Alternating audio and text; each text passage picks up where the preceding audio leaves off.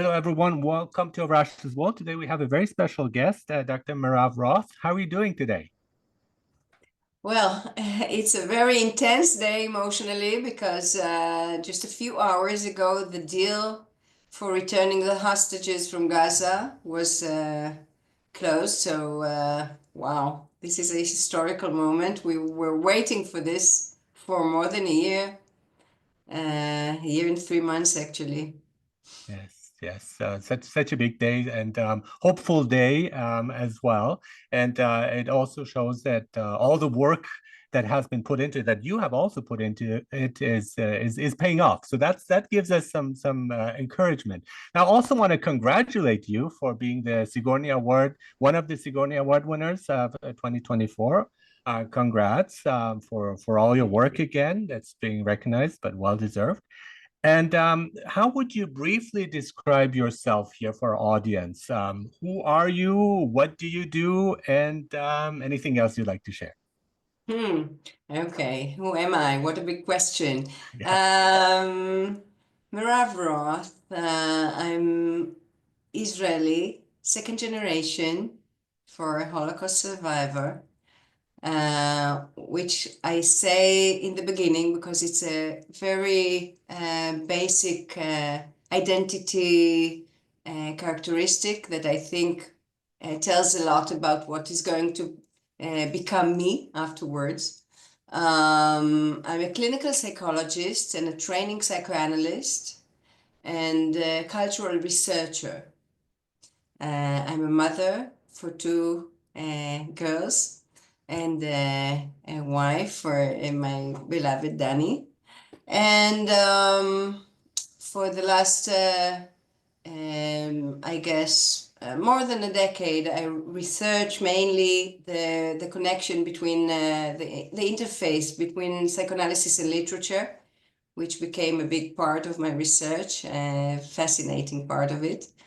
And I also work with bereaved families for many years, and I research and write about and do a lot of clinical work with bereaved parents, bereaved families. I write about loss, about traumatic loss.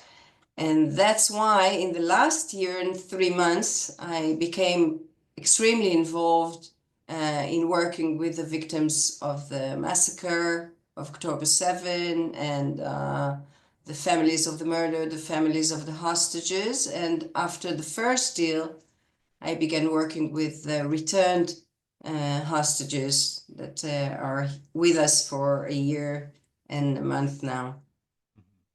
And so there's a lot I want to talk to you about, but I want to start off with, again, here, this is our breaking news and so on about dealing with trauma. And we're talking here about individual and collective trauma, but we're also talking about extremely extreme situations. I mean, this is just horrible suffering that people will go through. And even though this is hopeful what's happening now, but then the recovery or will take a long time too. That's when you actually have to process all of these. So, what are some of the approaches you use? What do you think to work with trauma? And what do you see? What is usually the response? And what are maybe some challenges? Again, there are many challenges, but what are some challenges you'd like to mention here on the podcast? Yes. First, I want to say that what I found out during the years was that it's very helpful with people who experienced severe trauma. If you manage to translate our psychoanalytic language into very simple language and give the tools to the person himself Mhm. or herself. Mhm. For example, we are, we are writing and reading and speak about that life instinct and death instinct, right? And these are complex phenomena, complex, how do you say, complex terminology or definitions. But when you meet someone and you tell them that you struggle now. You struggle now because one part of you wants to take the blanket and put it on your face.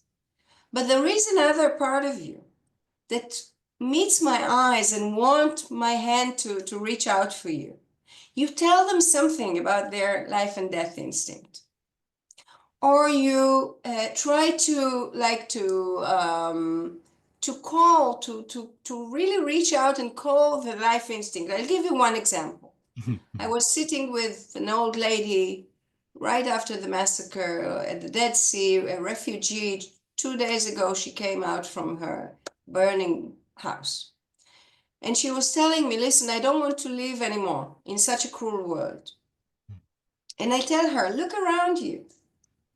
Is this a world you want to live in? And there were many people who came to help, and many donations of people who already brought food and clothes and shoes and cosmetics and whatever.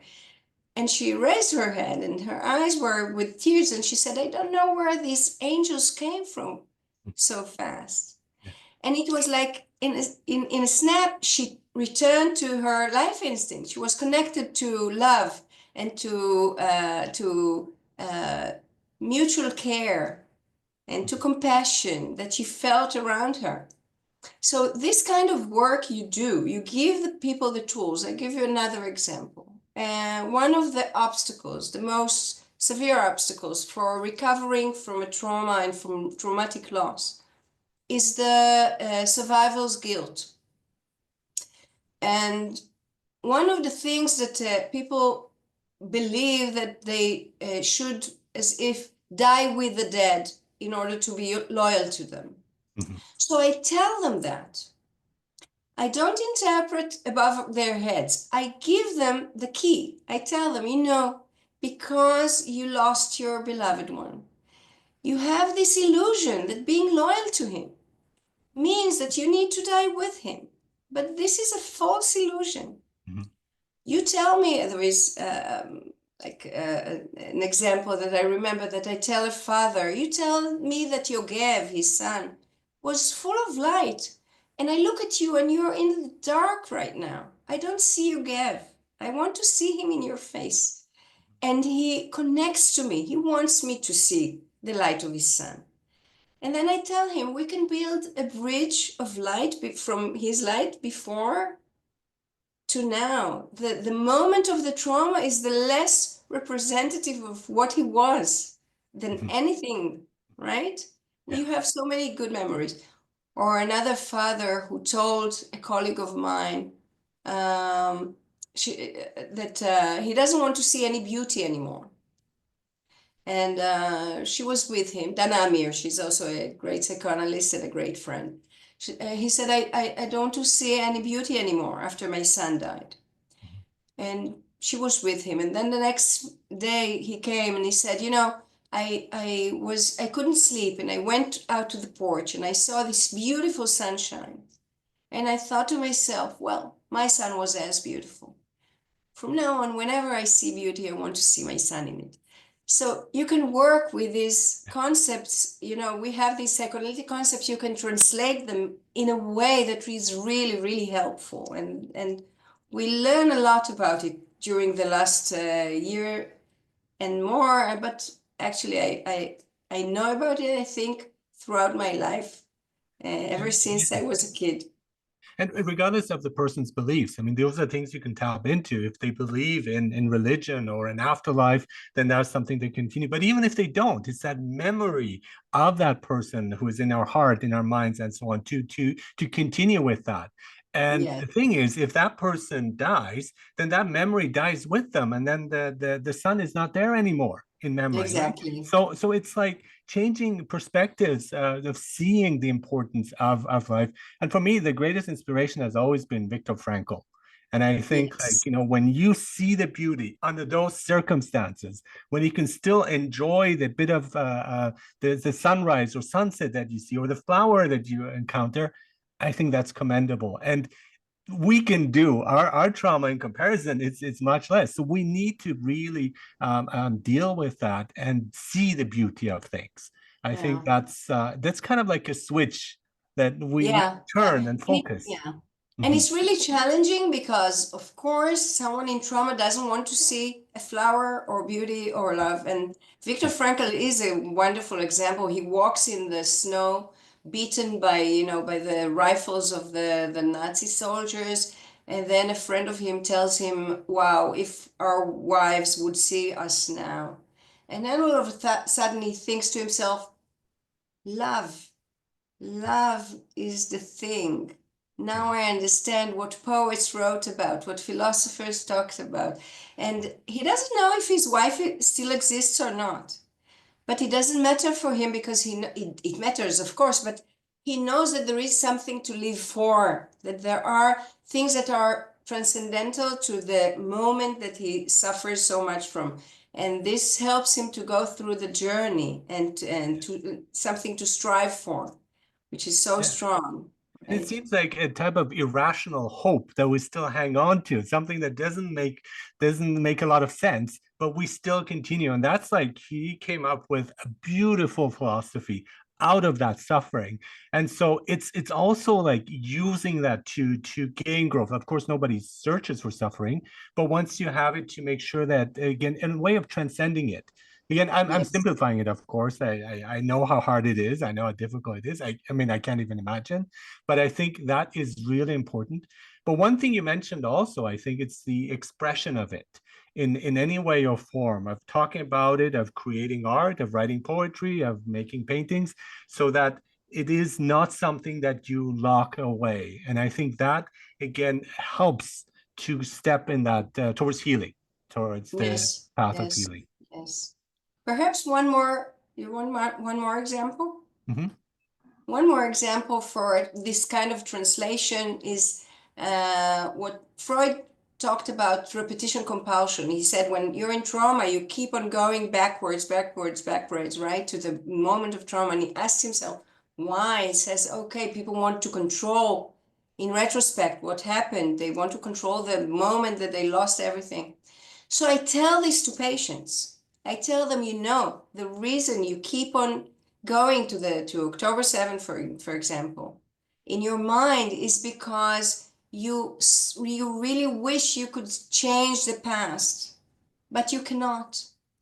You cannot. And that way, for a good emotional reason, but not good for you, you keep on going to the moment where you lost your control. But here and now you have control.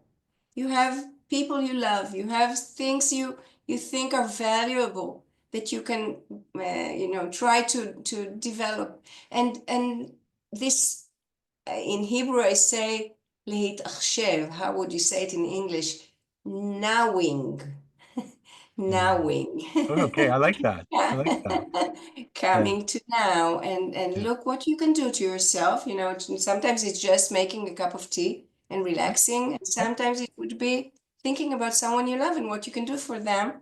And what I tell you, one thing that I think for me is precious, that I found the last year and 3 months, and especially when working with the freed hostages, with the released hostages, that what kept them more than anything else is the love they felt to their beloved ones that are waiting for them. It was more meaningful for them than surviving. They survived, they strive to survive because they knew that their mother, their sister, their daughter is waiting for them. And it was worth trying. Otherwise, they say they maybe would, collapse or give in, but they couldn't allow it because they knew someone they loved is waiting for them. And this is so beautiful, I think. Yes. That love is above everything, and it's really a cure in such extreme experiences, the most extreme that a human person can experience, right? Yeah, absolutely. Also you mentioned here poetry and literature and so on, and I want to talk about that. I mean, your book is Psychoanalytic Perspective on Reading Literature, Reading the Reader.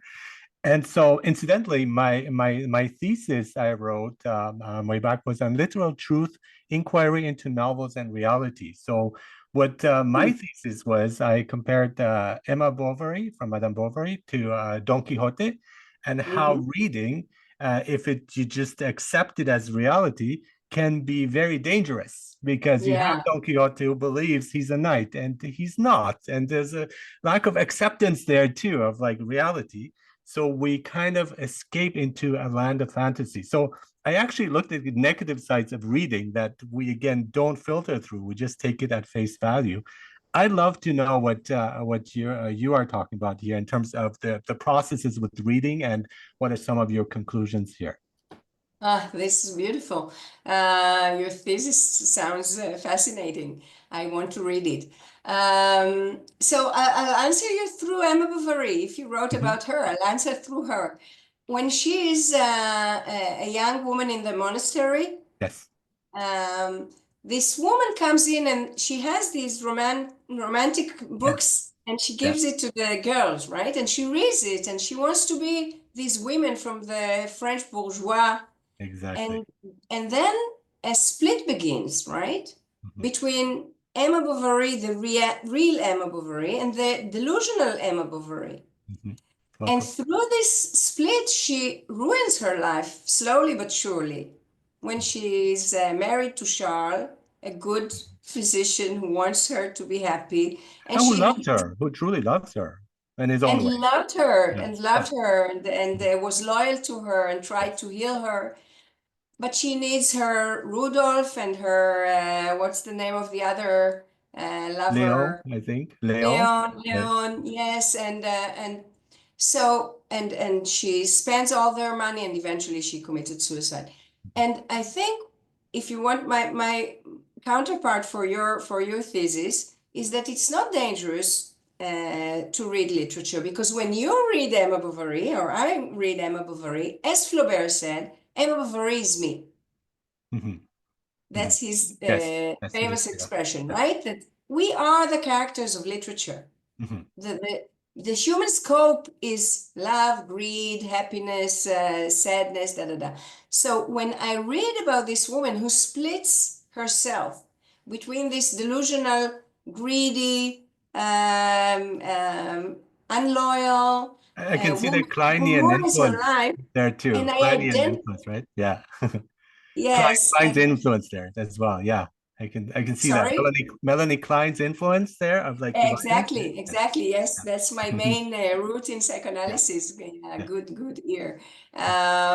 So when and consciously I identify with the good characters, but unconsciously I also identify with the bad characters, and I work through my hidden and unconscious wishes, ambitions, greed, murderousness. Infidelities, whatever, through the character. I call it the distancing paradox. Mhm. I think, okay, I'm not Merav Roth now. I'm Emma Bovary now. I'm taking the book into my hand. I Yeah. think I'm escaping, Yeah. but actually, I'm not escaping because I let go of my defenses Yeah. because I thought I'm distancing from myself. And then when I'm without my defenses, I let all this material come in and begins to work, it begins to work with my unconscious Mhm. world Mhm. in a very transformative way. Mhm. So that's why it's both Absolutely. dangerous and not dangerous. Yes, but the thing is, she imagined death as like a suicide, as something like again heroic, like in the books and so on. And then, as Flaubert does describe it, it's horrendous and the suffering that goes with it. So yeah, we have that it's not matching reality. That idealism taken too far is dangerous. And I like how you say acceptance, because there's a certain acceptance we need to accept about reality. The fact that Don Exactly. Quixote is an old man, he's not a knight, he's not in his best days. But I love the idea of also imagining, okay, why not? It made his life pleasant. He enjoyed his last years of his life going around thinking he's a knight and so on. And so we can see both sides, as you're saying.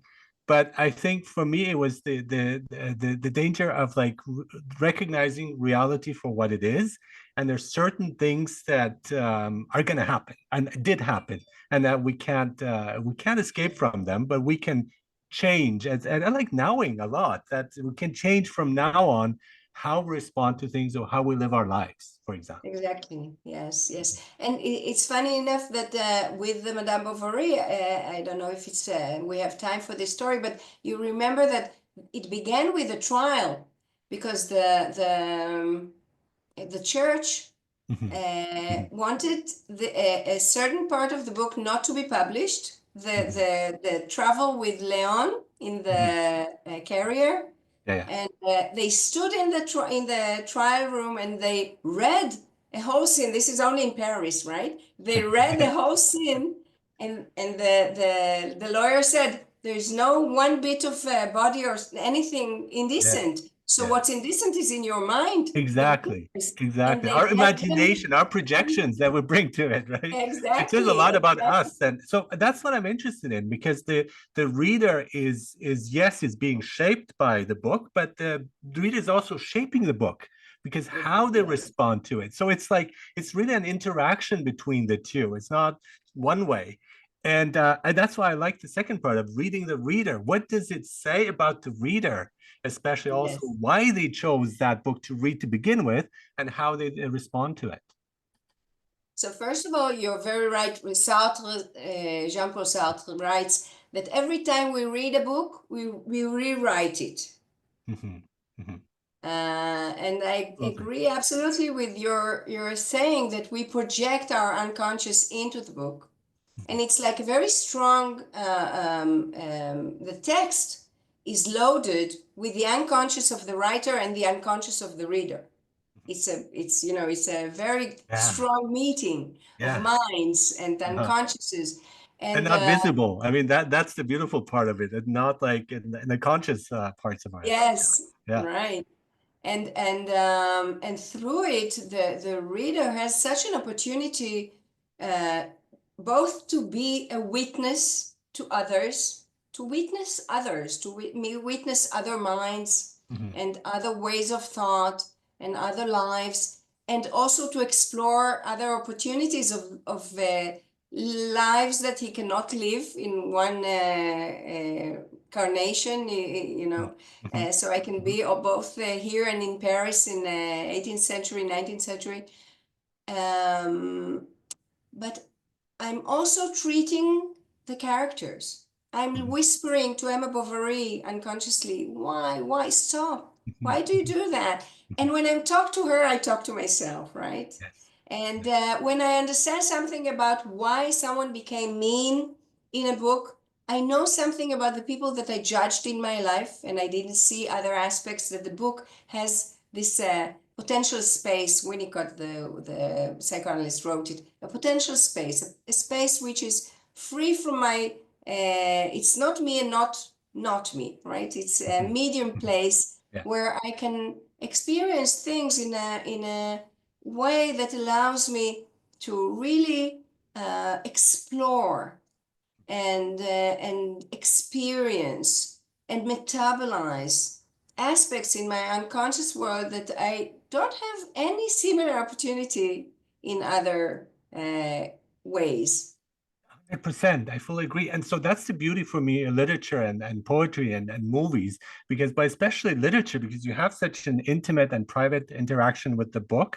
And so you get access to people's thoughts. These are the characters, or this is the writer, and you're entering a different world. We don't have that in our regular life. And so there's always like, I never know what another person is thinking. They might say something, but they might be lying or making it up or making it sound good or look good. But then here you have like unfiltered access to a person's mind. And so Mhm. that is enriching because often we're just stuck in our own way of seeing things, but then it opens up another direction. It's like, okay, maybe this is something I'd be interested in exploring, or again, this character, or the way this person acts. And one of my favorite films I like very much is Wings of Desire, and it's about these two angels that are going through Berlin and listening to people's thoughts and becoming part of them. And they can't do anything. They're actually kind of they can't control anything. They can't interfere. So you have a person who commits suicide, and the angel cries out, "No!" Right? But you can't stop him. Yes. And so that's like another Mm. dimension where you go, well, maybe something like this exists, and you say, I'm not just responsible for myself and my loved ones, but maybe also this invisible world that exists. So it just opens Yes. up your way of thinking about things. And also mentioning angels, it's a beautiful movie, it's an amazing Yes. movie. And also mentioning angels, I think one of the chapters in my book is about transcending through the stories. We are transcending our bodies, we are transcending death, right? Mhm. We Mhm. can some of the characters can live forever, some of them die and relive, and we can become non-human characters. We transcend our possibilities Mhm. and our limitations. And through that transcendence, there is a philosopher, Søren Kierkegaard, a Oh, I Danish. love Kierkegaard. Yeah. Yes. Yeah. I think we have some hobbies in common. Yeah. I read him when I was a teen. I just loved him. Yeah. So he says it about writing. He says when you write, you transcend from yourself, you come out of yourself and you come back different. And I think it's the same with reading. Mhm. You Yeah. don't come back to yourself after a deep reading, an involved reading. You're not the same, not exactly the same when you come out Absolutely. of the book. There's a moment of grief though too, because when I finished Anna Karenina and I spent so much time reading it, and then when I got to the last page, and again it's again not the happiest ending, but then I was sad because these characters I'm not gonna be with them, like they're in my memory now in my mind, but book finished, it's done, right? So it's Yeah. like you transfers, you walk that path and transcend it. I love that word. And you transcended it, but then there's also this kind of grief. It's like, okay, now this book is finished, I can never have the first experience of reading it for the first time. That's That's true. done. That's Yeah. true. That's true. That is behind you. You can read it again, and Yes, it will be different. It will it will always be be different. different. That's also And the you are case. sometimes amazed, and when you read something a few years later, you say, "This is a different book," because you're in a different position, right? In a different psychic position. And yeah.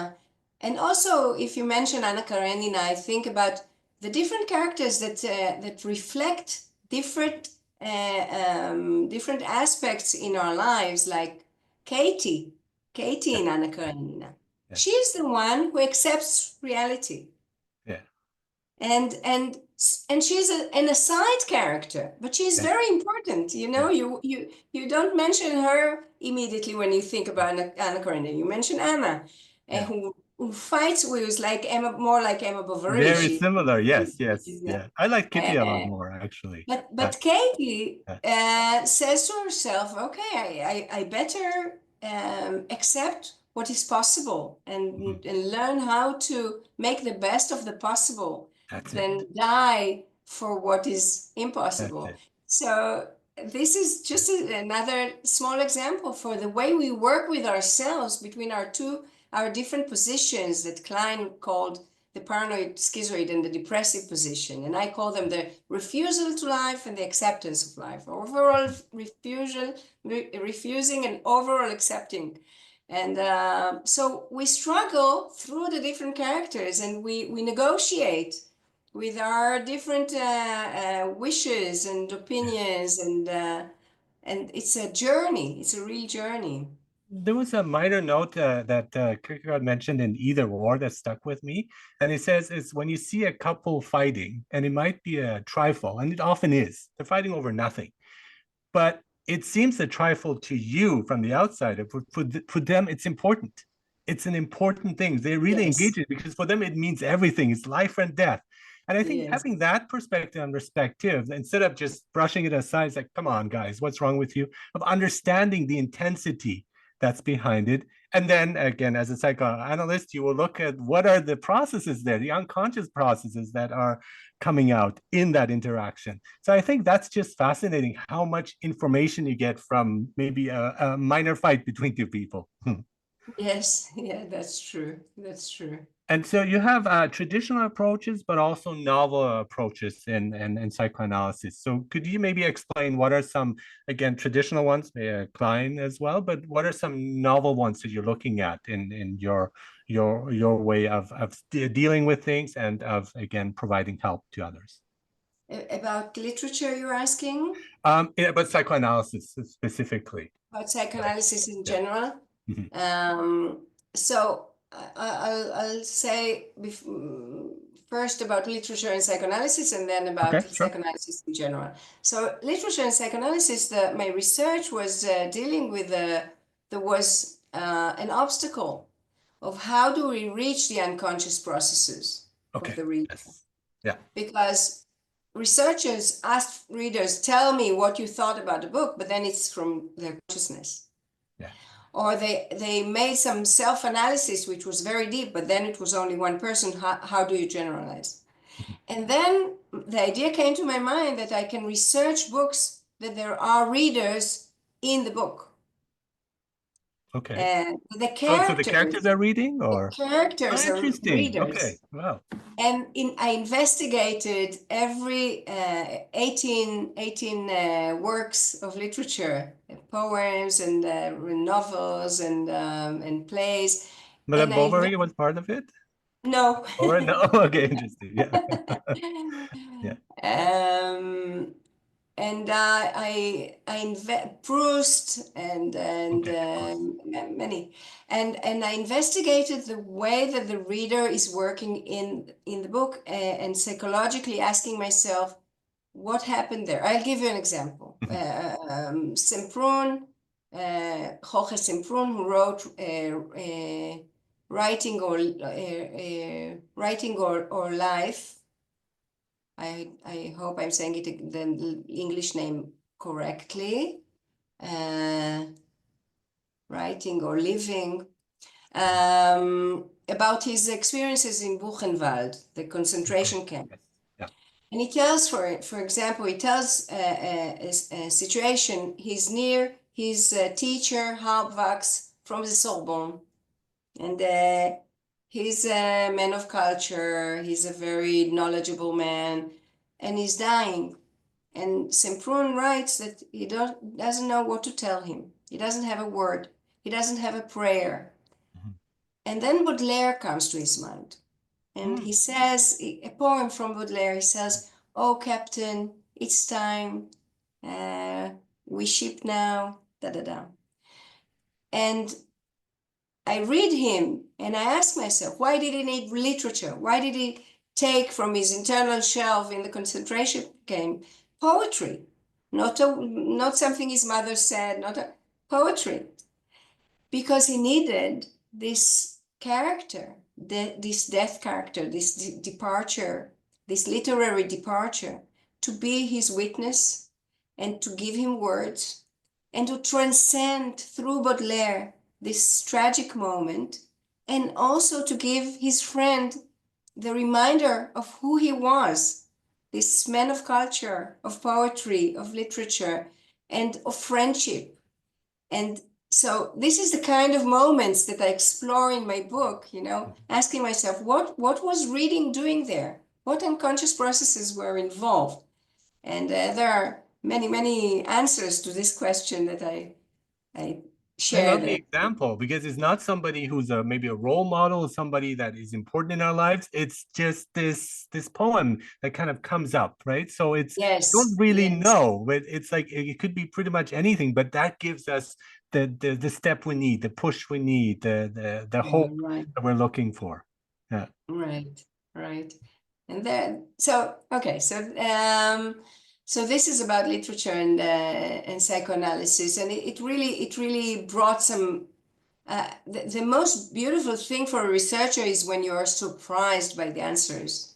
Mhm. Like the need to transcend came from the books. I didn't think about it before I went to investigate it, but it Mhm. came from the stories. So this was a really fascinating journey.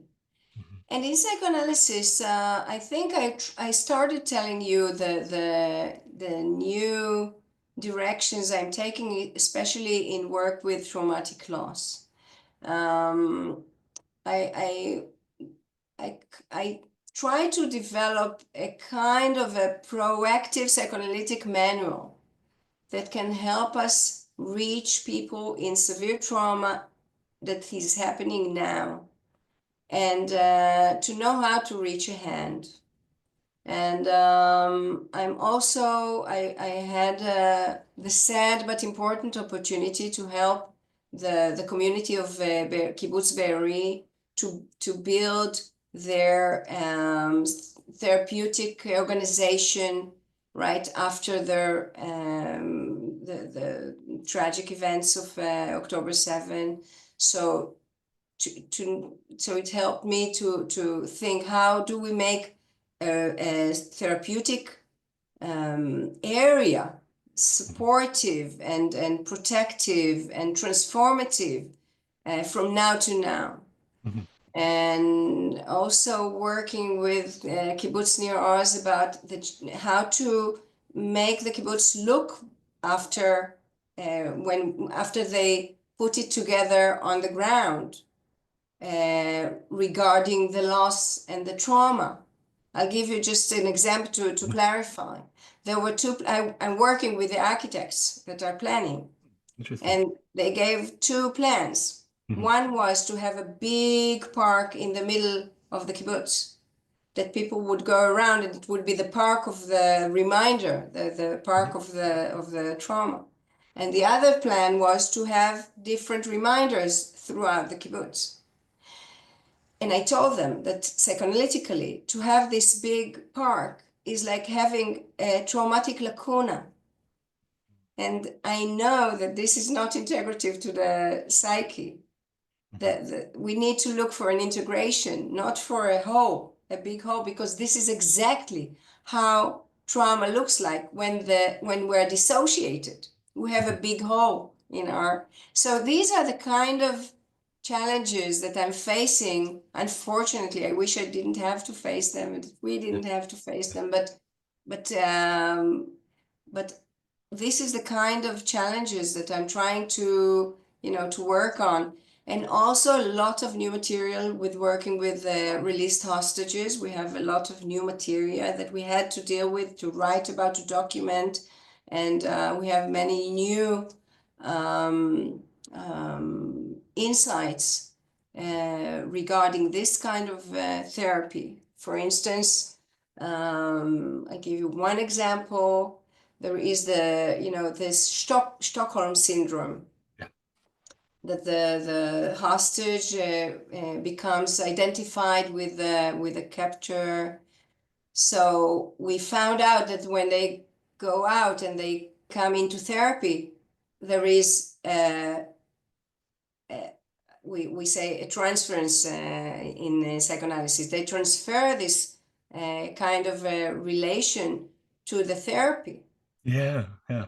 And now we need we find ourselves in this strange situation that everything is so permissive and so passive. And if it would continue, the person would not get his sense of self again, and his sense of control, and his voice, and it took us time to realize what's going on in the sessions. It took us a long time to realize that we are in this kind of actually frozen kind of relationships. Yeah. And this was remarkable. When we realized that, we began to work differently and to interpret it and to help the people see that they don't allow themselves to defreeze their passivity. And so many And, such and it's insights. fascinating that there's like, it's continuous, and that as you're working, you have these discoveries and insights that you didn't have before from situations like that. So it's really an ongoing process and learning. And so I like how a lot of analysts say too, they have a state of healing by working with others, because you enter this like space between, and you're learning from the other as well as you're teaching them. So it's, and as somebody who's an educator, I see that too. There's a lot I learned from others, but it must be so much more profound again when you are dealing with such intimate matters, and a lot will come up as you're doing that. The same Yes. with even if you're reading a book. I mean, we use the word triggering. If it triggers you, then I think that's a great opportunity to see, well, why is it triggering you? What is it saying about you? What can you learn from this?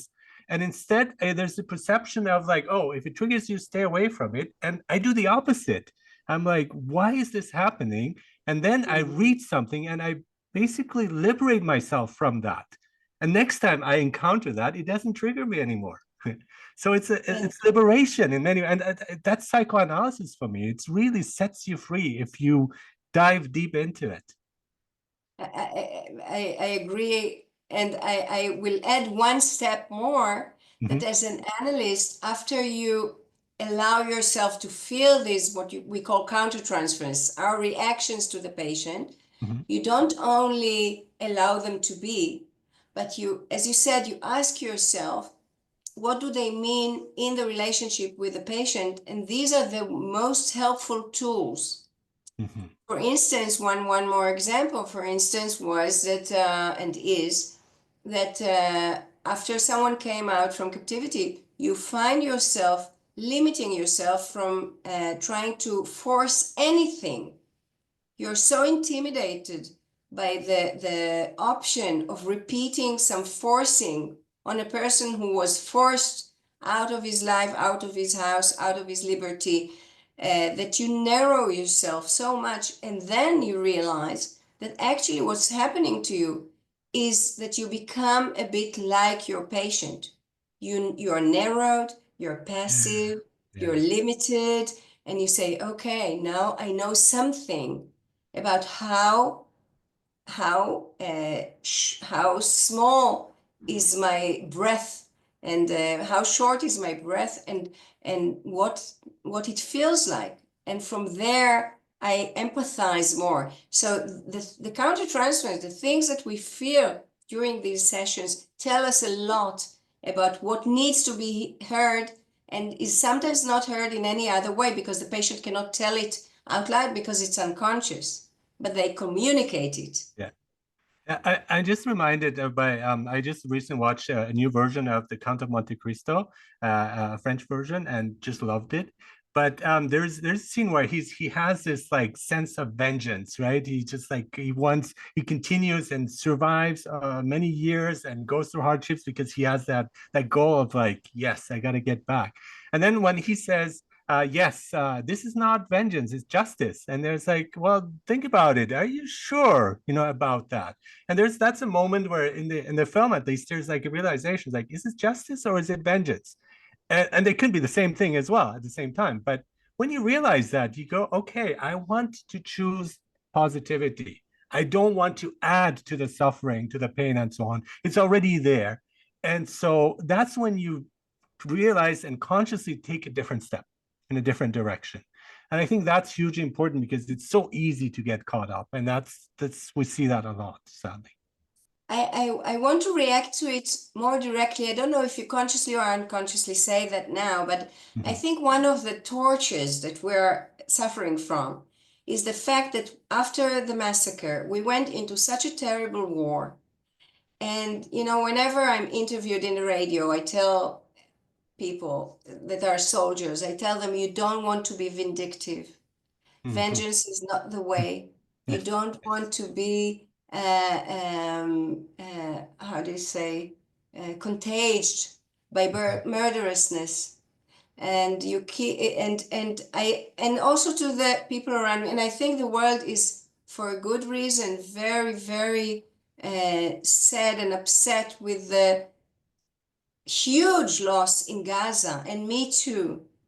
And I do believe that we are trying our best not to work from vengeance, but I do understand that there is a lot of misery around the world and here in Israel. And I want to say it because I think people in the world don't know that the people in Israel are also crying for every child who dies in Gaza for vain. It's terrible.